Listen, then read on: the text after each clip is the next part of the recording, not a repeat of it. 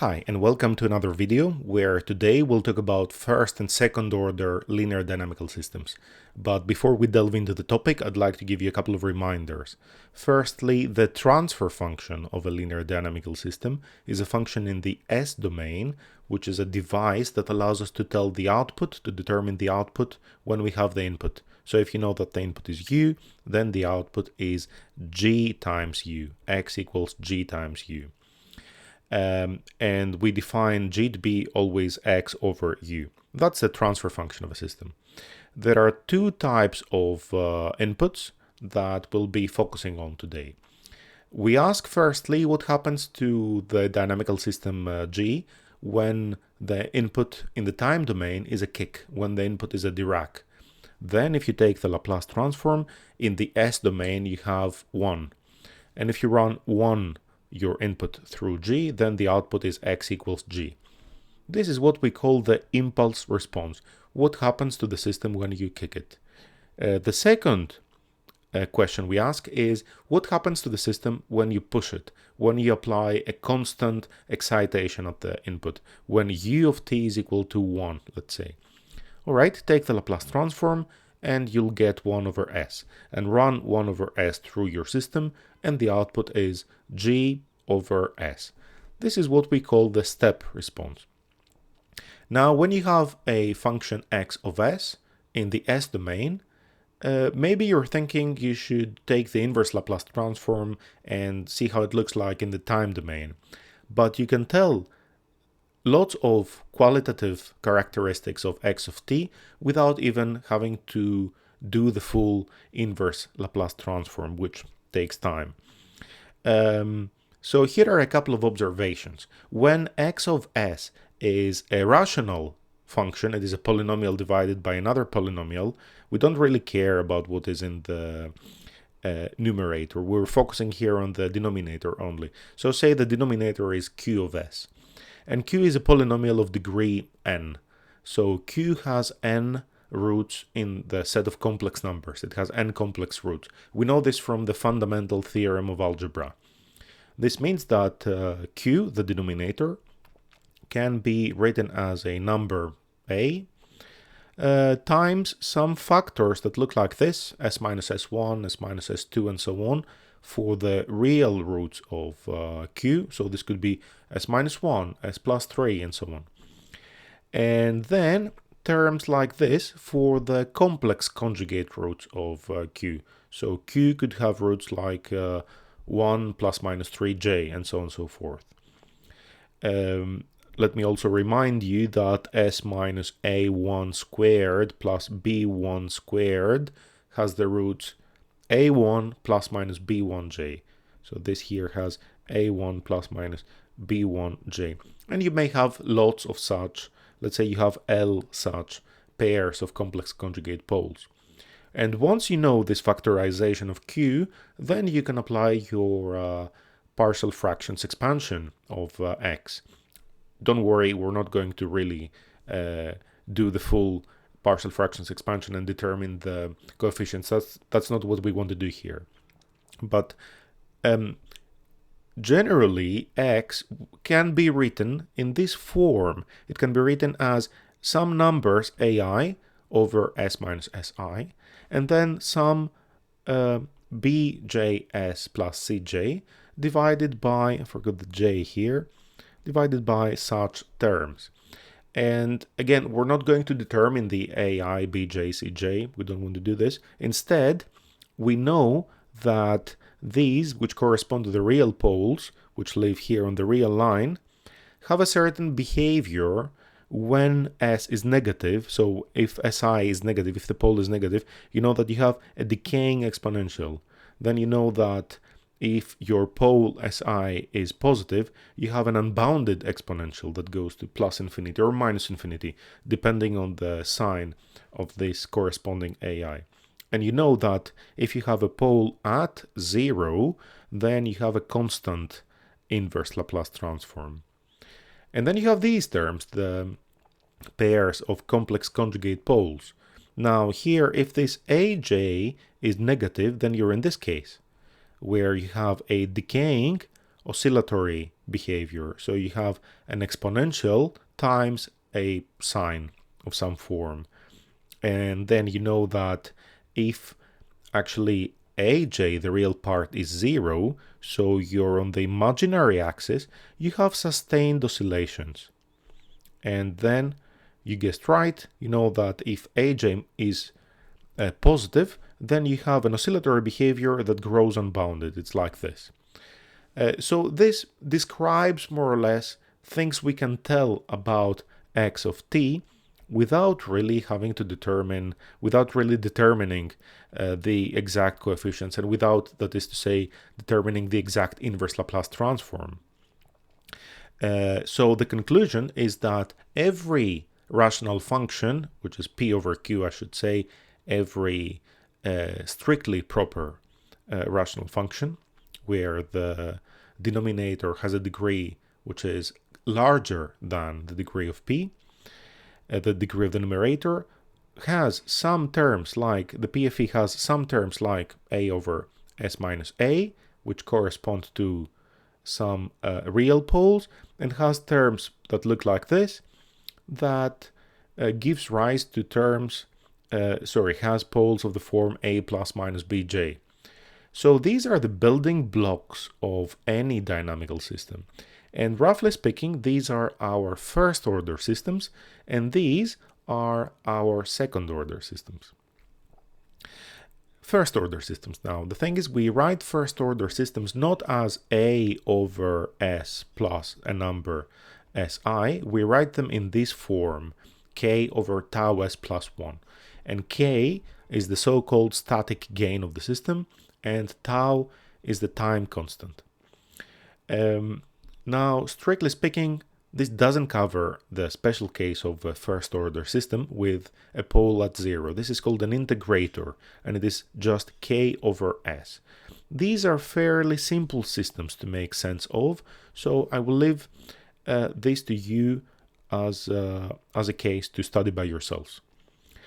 An example of a first order system from the real world would be an RL circuit with a resistor and an inductor. You apply a voltage V across the circuit, and you have a current I running through it. We know from a previous video that the equation that describes the system is V equals IR plus I dot L, and then if you take the Laplace transform, and of course you assume 0 initial conditions, which we always do when we want to determine a transfer function. It's a tacit assumption, it's a blanket assumption we always use. And you rearrange the terms to write output I over input V, you have 1 over Ls plus R. But note here that we are expected, when we deal with first order systems, to write them in this standardized form, in the standard form k over tau s plus 1. Here we don't have plus 1, we have plus r. Okay, so if we just divide everything by r, we can write things in this way. And this means that this is our k, and this here is our tau. This is our static gain, and this is our time constant tau. Let's look now at the impulse response of a first order system, and then the step response. So the impulse response, once again, is what happens to the system when the input is, delta in the time domain or 1 in the s domain. So the output is equal to the transfer function, in this case k over tau s plus 1. And the first thing I want to ask is, can we determine x at 0 plus? We can employ the initial value theorem, and x at 0 plus is the limit as s goes to infinity over the real numbers of s times k over tau s plus 1. And we can see that this limit is equal to k over tau. Note that we have just determined x at 0 plus. X at 0 is 0 by the assumption we made earlier. So there is a discontinuity there, which of course we expected to happen because we applied a Dirac, and the Dirac rips off the trajectory at time 0. So from 0 we jump instantaneously to k over tau.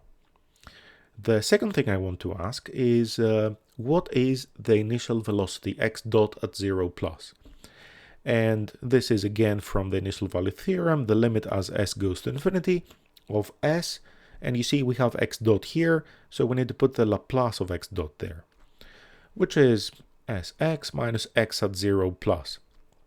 X at 0 plus is k over tau. We determined this before, so we can plug it in. We can write k over tau, and we can take this whole expression and simplify it a little bit for the limit to become evident. So we can write things like this, and we see that this is equal to minus k over tau squared. And now we're just applying the initial and final value theorem mainly to practice. The third question I want to ask is what is the limit of x at infinite time? The function in the s domain is k over tau s plus 1. We have a single pole at minus 1 over tau. Tau has been assumed to be positive, so this pole is negative, which is good news because it means we can apply the final value theorem. And x at infinity is equal to the limit as s goes to 0 plus of s times x of s, which you can see is equal to 0. And lastly, we can determine x of tau itself, which is done by taking an inverse Laplace transform of x of s, which is this, and I'll leave this to you as an exercise to be convinced that it is indeed k over tau times this exponential.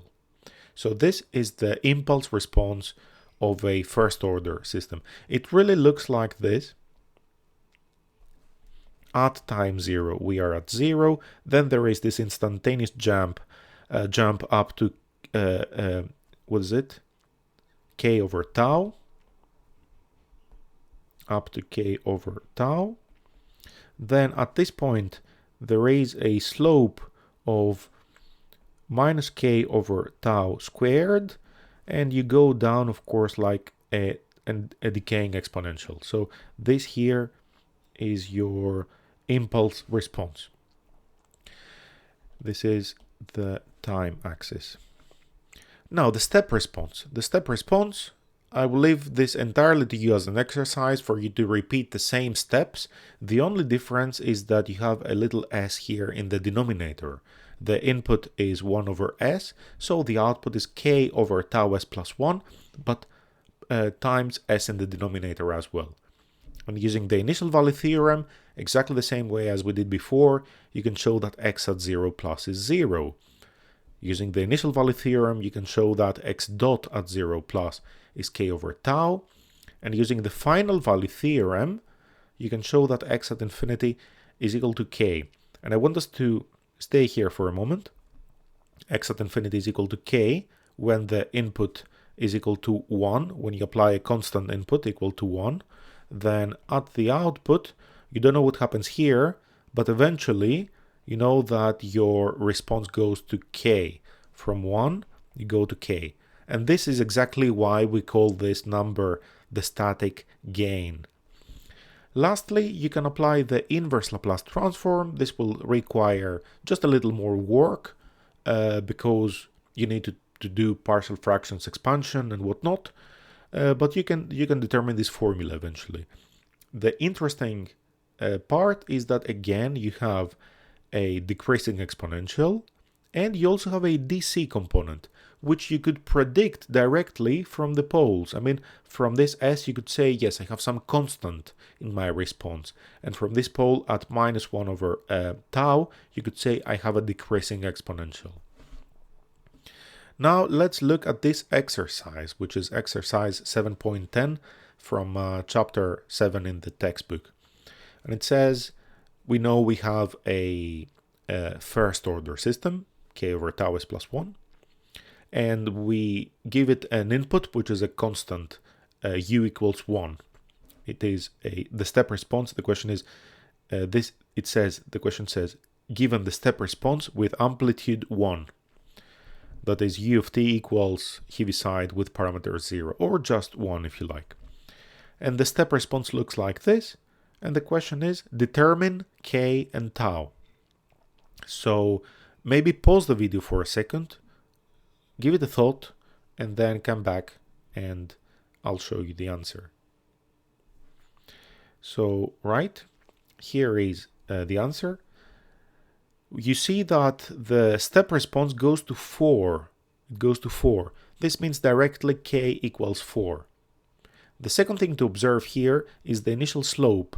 The initial slope is, to make it easier for you, I've put here this dashed line, which is a tangent of the function at time 0 from the right. And you see that it goes up to this point. At time 2, it goes to 8. So the slope is equal to 8 over 2, which is equal to 4. The slope is 4. And this is the second observation. Now, thirdly, x dot at 0 plus is k over tau. And we know k. We know k equals 4. So this initial slope is equal to 4 from here, so tau is equal to 1.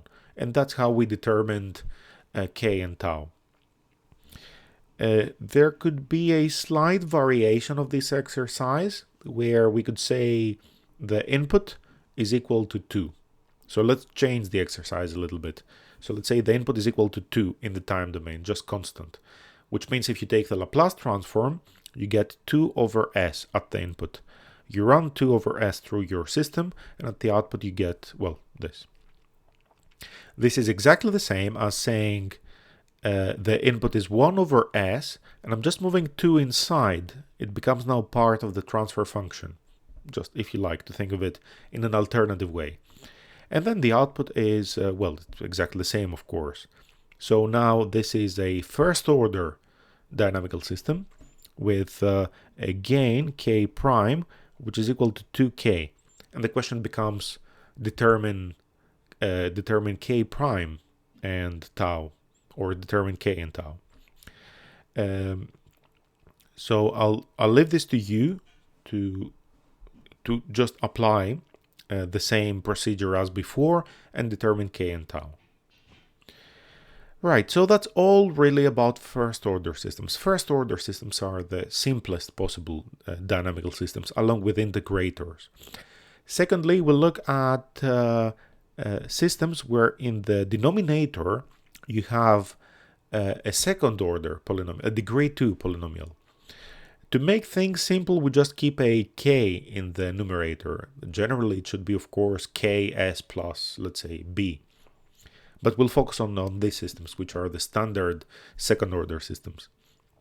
And k is again called the static gain. Tau is the time, it's called the time constant.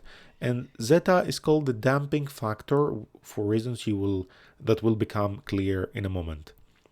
Just a little observation here. Your denominator, tau squared s squared plus 2 zeta tau s plus 1, can generally be factorized as tau squared, s minus s1, s minus s2. s1 and s2 are generally complex numbers, but let's say for a moment they are real numbers.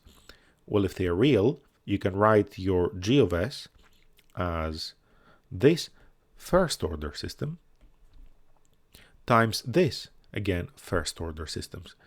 So you have a series connection of two first order systems, and we have already studied first order systems above.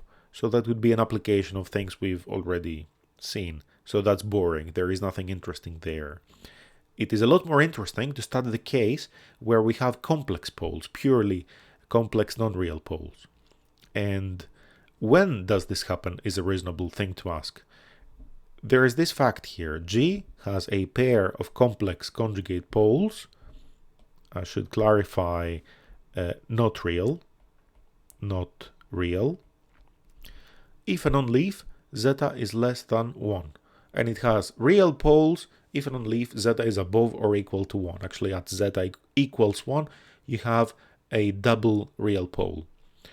How can you prove this? Well, just determine the discriminant of this second order polynomial. And you will see it is equal to 4 tau squared, zeta squared minus 1. So if zeta is less than 1, zeta squared minus 1 becomes negative, the discriminant becomes negative, and you have a pair of non-real complex poles.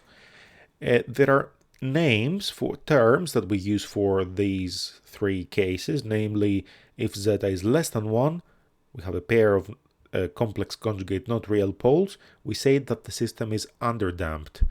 If you have a double real pole, zeta equals 0, then the system is critically damped. And if zeta is above 1, it is overdamped. You guessed right, we'll focus exclusively on this more interesting case. And it's a case actually where exactly because of those imaginary parts in the poles of our transfer function, we'll have oscillations. So let's take the step response. We'll focus only on the step response of second order underdamped systems. So from now on, we assume that zeta is between 0 and 1. The step response is what happens when you push the system, when you apply a constant input. And, well, the output is the inverse Laplace transform, don't worry, we will not do this, of the transfer function times the input. And from this part, we said we have a pair of complex conjugate poles. We know that this will give rise to a term like this, to a behavior like this, a decaying and oscillatory exponential. And we also have 1 over s, and we know that this corresponds to a pole at 0, and we know that poles at 0 give rise to DC terms, to constant terms. So if you want to see the exact formula of x of t, have a look at the textbook. I want us here to introduce a couple of characteristics of this behavior. So this behavior, as we said, is oscillatory, and you have a decaying exponential, so this decays and goes to a value here. Actually, this value is equal to k, the limit value is equal to k. I don't know why this happened, this should be here. So x at infinity is equal to k.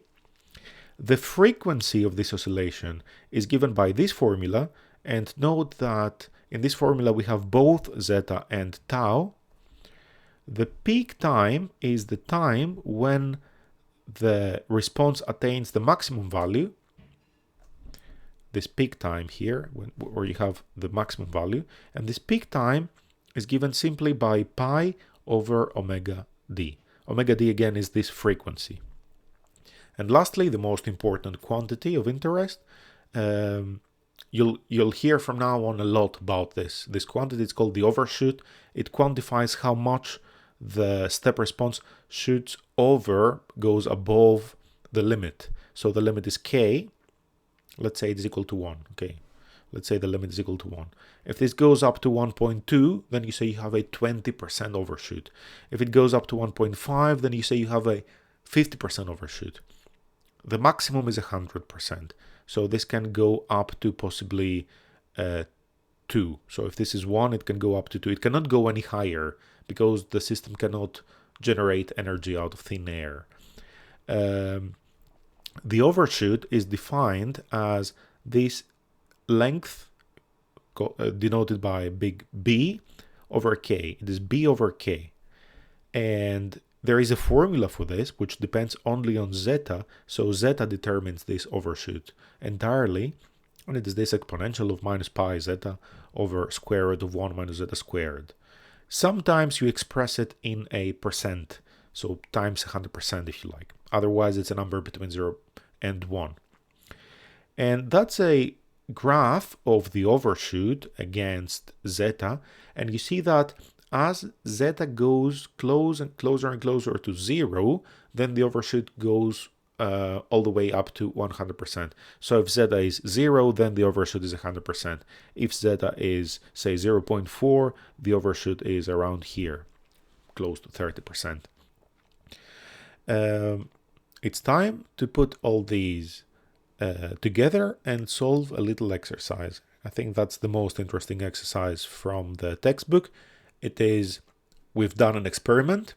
We have a second order system. We have done an experiment and we have observed this step response. So imagine this is some sort of circuit or electromechanical system, and you apply at the input a constant voltage and you measure the output, and the output looks like this. And you see that at infinite time, as time goes on, the response converges to 2. This means that k, the static gain, is equal to 2. K is x at infinity, which is equal to 2. Now the overshoot, let's see if we can figure out the overshoot. From this point to this point is your k. And this is what we denoted by b. And we see that this point here is 2.9, and this is 2, which means b is 0.9. 2 plus 0.9 is 2.9. So the overshoot is 0.9 over 2, which is 0.45. And the overshoot depends on zeta and nothing else. It's given by this formula. So the overshoot is 0.45. And if you do the math here, it's a bit of algebra. Okay, you have to take a logarithm to get rid of the exponential and so on and so forth. I will leave this to you. You'll end up with zeta equals approximately 0.25. Right, so we have determined k, we have determined zeta, let's determine tau. Now tau, the time constant, must have something to do with time. Let me clear the figure here a little bit. It must have something to do with time. And we know that the peak value is attained at time 1.62. This is exactly what we'll use to determine tau. So the peak time is 1.62. Let's use the formula for the peak time. It is pi over omega d. Fine, okay. Let's determine omega d. Omega d, the frequency, is 1.9393. And this omega d, if we scroll up, you'll see it depends on zeta, which we know, and tau, which is the only unknown. So if you use this formula and you say that omega d, which is 1.9393, you also plug in zeta here, 0.25, and you do the algebra, you'll end up with tau equals approximately 0.5. I think it turns out to be something 0.499 if I remember well. Well, that's all for today. Thank you very much for watching, and see you next time.